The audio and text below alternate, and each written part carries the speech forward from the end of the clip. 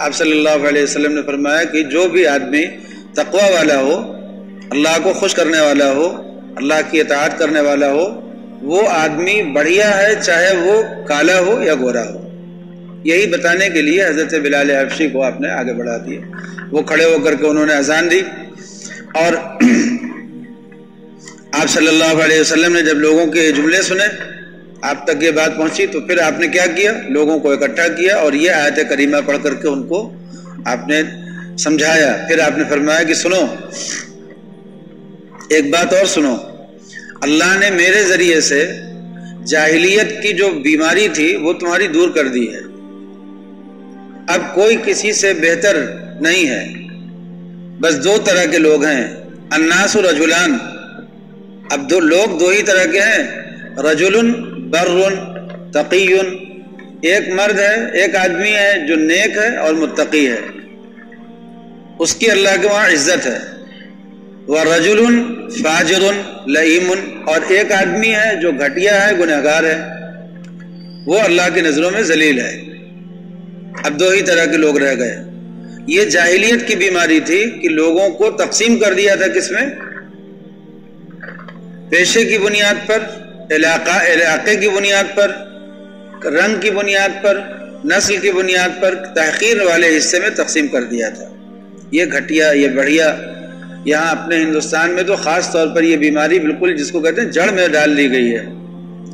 اب جس کو کہہ دیا گیا کہ تم چھوٹی قوم کے ہو، وہ تو مرتے دم تک وہ اس سے نکل ہی نہیں سکتا، وہ اس مرض سے نکل ہی نہیں سکتا، سوائے اسلام کے اور کوئی راستہ نہیں ہے کہ وہ اس بیماری سے نکل پائے۔ اسلام لائے یا مر جائے اسی حالت میں اپنے بچوں کو۔ دوسری ایک قوم ہے جس کو یہ سمجھا دیا گیا کہ تم اونچی ذات کے ہو، اور مرتے دم تک اس کے اندر سے یہ مرض نہیں نکل سکتا، سوائے اسلام کے اور کوئی چیز ایسی نہیں ہے دنیا میں جو ان کی اس بیماری کو دور کر سکے۔ کوئی اور چیز ہے ہی نہیں سوائے اسلام کے کہ جو ان کی اس بیماری کو دور کر سکے۔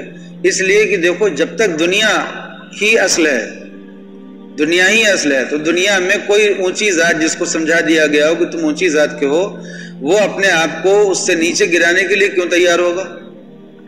اس سے نیچے ماننے کے لیے۔ اور کوئی آدمی جس کو یہ سمجھا دیا گیا ہو کہ تم نیچی ذات کے ہو، وہ اپنے آپ کو کیسے لے جا کر کے اس اونچی ذات والے کے برابر کرے گا؟ کیسے؟ کون سا طریقہ ہے؟ اس سے پہلے ہندوستان میں کروڑوں لوگوں نے ایک راستہ چنا تھا، انہوں نے اسلام قبول کر لیا تھا، کروڑوں لوگوں نے۔ یہ سب لوگ باہر سے تھوڑی آئے ہیں، یہیں کے لوگوں نے چنا ہے۔ اور اس میں چھوٹی ذات کے لوگوں نے نہیں چنا کہ چھوٹی ذات کے لوگوں نے چن لیا، اس میں جو غیر مسلم ہیں انہوں نے چنا۔ غیر مسلم اور چھوٹی ذات بڑی ذات دونوں میں فرق سمجھیے۔ ہمارے بہت سے مسلمان لیڈروں کے اندر جس کو کہتے ہیں کہ بصیرت نہ ہونے کی وجہ سے وہ چھوٹی ذات کی حمایت میں لگے ہوئے ہیں، کہتے ہیں کہ ہمیں چھوٹی ذات والوں کا ساتھ دے دینا چاہیے۔ اسلام میں چھوٹی ذات ہے؟ نہیں ہے۔ تو پھر یہ چھوٹی ذات بڑی ذات کیا ہے؟ یہ کہاں سے لے کر کے نکالا انہوں نے کہ چھوٹی ذات والوں کا ساتھ دینا چاہیے؟ ایک نئی حکمت عملی وجود میں آئی ہے کہ چھوٹی ذات والے بے سہارا ہیں، اپنے آپ کو مظلوم کہہ رہے ہیں۔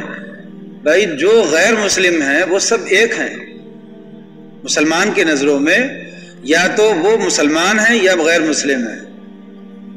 غیر مسلم میں جو بھی تفریق آپس میں ہے یہ ان کا اپنا نظام ہے، جو ان کی تفریق ہے وہ ان کا اپنا نظام ہے، اس میں کسی مسلمان نے دخل اندازی کی کہ ہم بڑی ذات والوں کا ساتھ دے دیں کہ چھوٹی ذات والوں کا ساتھ دے دیں۔ اگر اس مرض میں مبتلا ہوئے مسلمان تو ایک جماعت کا ساتھ دے کر کے دوسری جماعت کو اسلام لانے سے روکیں گے کہ نہیں روکیں گے؟ مسلمانوں کے لیے تو دونوں غیر مسلم ہے بھائی۔ جو اللہ کو نہیں مانتا، آخرت کو نہیں مانتا، وہ کافر ہے۔ جو نبی کریم صلی اللہ علیہ وسلم پر ایمان نہیں لاتا وہ کافر ہے۔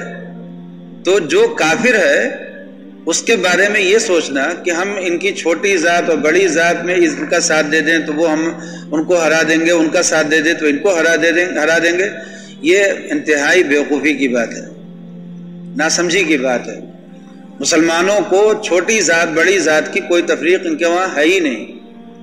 اور یہ کام کبھی بھی 800 سال میں 800 سال یہاں مسلمانوں نے حکمرانی کی تھی نا، انہوں نے کبھی یہ بیوقوفی کی ہی نہیں، ورنہ اگر وہ حکومت کر رہے تھے تو چاہتے تو یہ چھوٹی ذات بڑی ذات کا تفرقہ کر لیتے، وہ یہ لڑائی لڑنے لگتے۔ لیکن دیکھو، ہمیشہ کے لیے اصول یاد رکھیے گا اس بات کا کہ مسلمانوں کی نظروں میں، اللہ اور رسول کی نظروں میں انسان یا تو مومن ہے یا کافر ہے، چھوٹی ذات بڑی ذات اسلام میں نہیں ہے۔ تو جب یہ چیز ہے ہی نہیں تو کوئی مسلمان کسی غیر مسلم کا ساتھ اس کی چھوٹی ذات کی بنا پر یا بڑی ذات کی بنا پر نہیں دے سکتا۔ وہ ساتھ دے سکتا ہے کسی غیر مسلم کا، لیکن اس کی بنیاد کچھ معقول ہونی چاہیے۔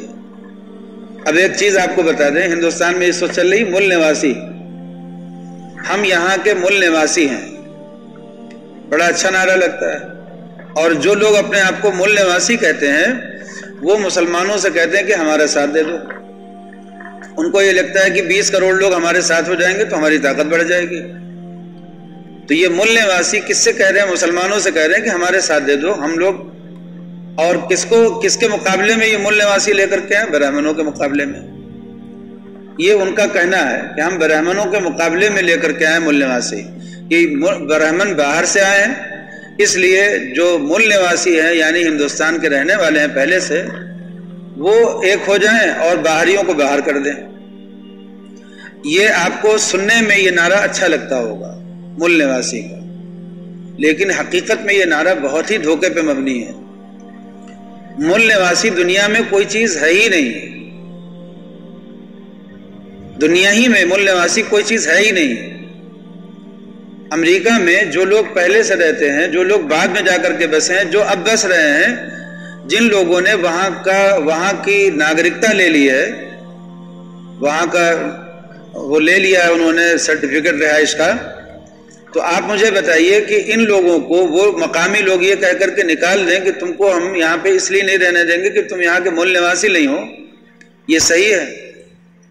اسلام میں ایک آدمی یہاں رہتا ہے، اس ملک میں رہتا تھا، دوسرے ملک جاتا تھا، وہاں اجازت لے لیتا تھا کہ ہم یہاں رہیں گے، رہنے کی سارے کاغذات پورے کر دیتا تھا، تو اس ملک کے لوگ جب اجازت دیتے ہیں رہنے کی تو پھر مول نواسی کی بات کہاں سے آتی ہے؟ اگر اس ملک میں ہزاروں سال پہلے باہر کی کوئی قوم آئی اور آ کر کے یہاں بس گئی اور رہ گئی، اور رہتے رہتے وہ گھل مل گئی، اس کے بعد اب کوئی آدمی یہ کھڑا ہو کر کے یہ کہے کہ ہم اس کو باہر نکالیں گے، تو یہ کوئی معقول بات ہے؟ اس غیر معقول بات میں کوئی مسلمان سمجھدار مسلمان ساتھ دے سکتا ہے؟ اگر ایسے ہی مول نواسی کا دماغ پہ ہوا سوار ہو گیا اور لوگوں کے دماغ میں یہ باتیں بیٹھ گئیں تو ایک دن وہی مول نواسی کیا کہیں گے اسلام بھی باہر سے آیا ہے، کہیں گے اسلام بھی باہر سے آیا، تو نکال دو اسلام کو، مول نواسیوں کا تو مذہب ہے نہیں اسلام، تو اسلام کو بھی باہر نکالو۔ تو جو اسلام کے ماننے والے دوسرے ملکوں سے آئے ہیں، عرب ممالک سے آئے، ایران سے آئے، یہاں سے آئے، ان کو بھی نکال کو باہر کرو۔ تو اس کا مطلب یہ ہوا کہ اسلام کو بھی نکالو اور اسلام کے ان ماننے والوں کو جو باہر سے آئے ہیں سب کا ڈی این اے چیک کرو، اور اس کے بعد جو لوگ ہندوستان کی جب سے تاریخ معلوم ہے اس وقت سے یہاں کے پیدائشی ہوں انہی کو بس رکھو یہاں پر۔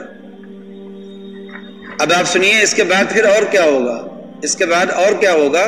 صرف اسلامی تھوڑی نکلے گا، انگریزوں نے جو تہذیب دی ہے، جو طریقہ دیا ہے وہ بھی نکالو، جو انہوں نے ٹیکنالوجی دی ہے وہ بھی نکالو۔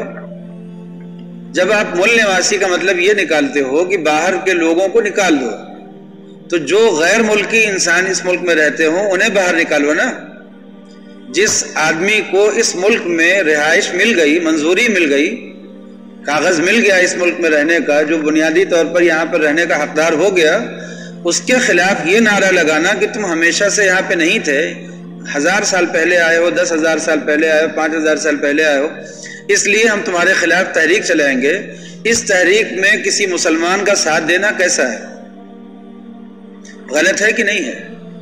ایسا ہی ہے بھائی، ہندوستان میں کوئی آدمی ناگرکتا لے لے، باہر کا آدمی، ہم کہیں نہیں باہر نکالیں گے اس کو، یہ یہاں کا مول نواسی نہیں ہے، یہ تو غلط بات ہے۔ دنیا میں کوئی ملک ایسا نہیں کر سکتا ہے، تو یہاں پہ یہ بیوقوفی کیسے ہو سکتی ہے؟ اس لیے کسی قوم کے خلاف، برہمنوں کے خلاف، کسی اونچی ذات کے خلاف، کسی نیچی ذات کے خلاف کسی چھوٹی ذات کے خلاف کوئی بھی آپس میں ان لوگوں کا نظام چلتا ہو تو مسلمانوں کو اس میں